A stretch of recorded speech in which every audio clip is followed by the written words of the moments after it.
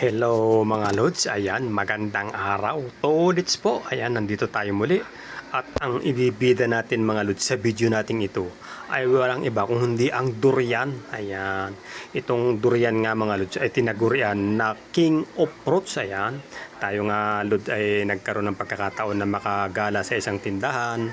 At dito natin nakita itong durian na ito mga Lods ay talaga namang totoong napakabango ng amoy mga Lods.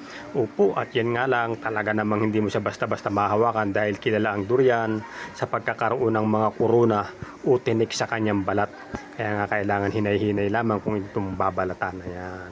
Kaya nga siya binansagang King of Fruits ay dahil sa kanyang mga kuruna sa kanyang balat. Ayan mga Lods. Ang kanyang malambot at custard-like na flavor ay napakasarap. Bagamat meron siyang napakabangong amoy. Ayan. Pero tingnan natin, ano ba mga Lods ang mayroon dito sa durian? Isa-isahin nga natin. Ayan nga mga Lods, at ang durian nga ay napakayaman sa nutrisyon.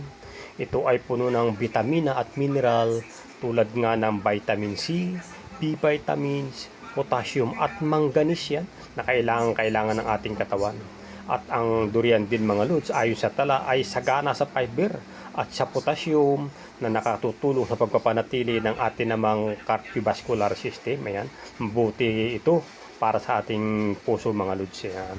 At ang dietary fiber sa durian ay sumusuporta naman para sa malusog na panunaw at nakatutulong na maiwasan ang pagkakaroon ng pagtitibi mga Lods. Ayan, nakakatulong siya sa maayos na panunaw ng ating tiyan.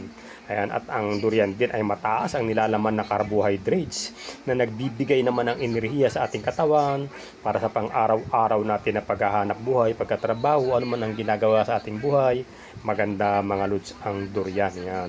At ang durian din ay sagana umano sa antioxidant properties na siya namang kailangan ng ating katawan upang maprotektahan ang ating mga cell sa kung ano-ano mang mga pinsala. Ayan, napakaganda mga Lods ng ating durian. Kaya ano pang hinihintay mo? Bumili ka na ng durian at kumain ka ng durian mga Lods. Ayan, at kung nakarating ka nga sa bahagi nito ng ating video, ayan, salamat sa panonood.